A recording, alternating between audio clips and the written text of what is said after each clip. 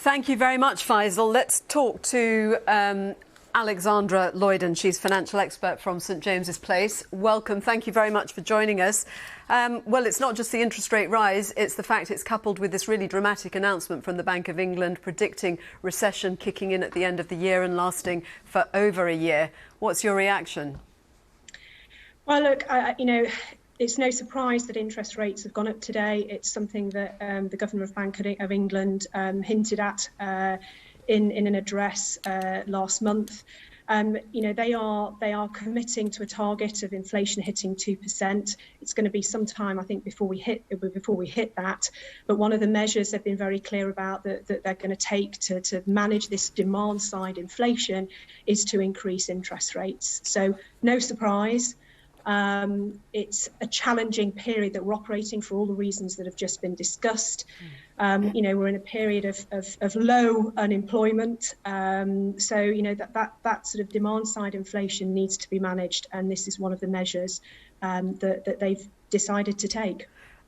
How powerful a tool do you think it is in the context, though, of the increasing energy prices and inflation where it is, that target of 2% is just there's such a huge gap.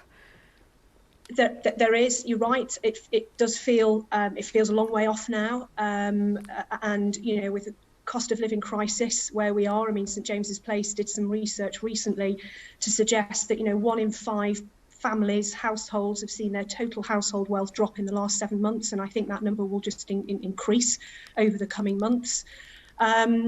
Look, we've got to face into this, and there are always going to be parties who are hit harder than others. Is the 2% realistic in the short to medium term? I find that hard to believe. But if we are going to bring down that demand side inflation, we are going to increasingly see interest rates go up, I think. I'm not generally a betting person, but it wouldn't surprise me if we don't see them go up further. So we have to look back to the 70s, really, to see stagflation in the economy here. What does history teach us? Well, I wasn't around in the 70s. I was very young in the 70s. Well, I was 71. I was born. So, but reading about it and how long it remained, and I remember the economics of childhood and the difficulties financially around that. So, just from an economist's more informed perspective of how long it went on and how you start to move out of that. What are the I think this is one of the measures they're taking to encourage people to reduce spending and to start saving more. And if these measures start to work, we will start to see sort of inflation drop. But does that though then entrench the recession? It's really difficult to say because of the circumstances that we find ourselves in right now. We didn't have the sort of the international elements that are factoring in or that are having to be factored in right now. We've got the war in Ukraine. We've got incredibly high energy prices. We've got the impact on food prices, given the grain crisis triggered by the Ukraine war. We've got this unusually low unemployment. So, really unusual circumstances, which, from my perspective, make it quite difficult to predict. We're expecting to hear from the Governor of the Bank of England, so we're keeping an eye out for that. But just in terms of people being able to cut back on their spending to be able to afford the essentials, which have gone up so dramatically, what's the picture? Because obviously people will have been doing as much as they can on that front, and there gets to a point where there's little that can be done in terms of cutting when it's the petrol. You can not use your car so much. It's the energy costs for the house. You can not use it so much, but there are limits to that. there are limits, and look, it's very difficult. We are in a difficult period, and we may be entering into an even more challenging and difficult period for families and individuals as well.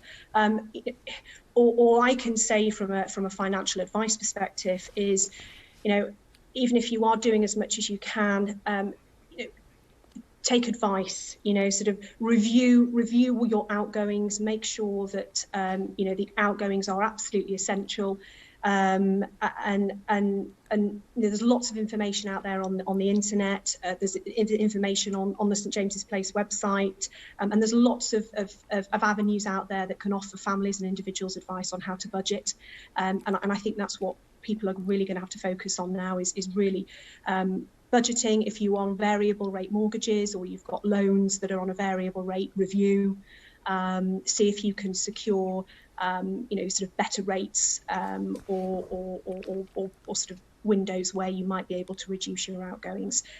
They're the sort of the myriad of options out there for families to take. It's going to be hard and tough.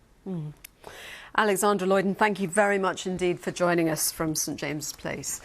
We are expecting to hear from the Governor of the Bank of England. I'm just trying to look at the pictures to see. There's no sign of him just yet, but we will bring you that. That's where we'll be hearing from the Governor, so we will go there for more detail on what has proved to be a much more dramatic announcement, actually, than we were expecting. The 0.5% increase in interest rates was one thing, but it's the fact that it's being coupled with this prediction from the bank of a more than year-long recession starting from the last quarter of this year, going on for 5 quarters, that has got the focus now. And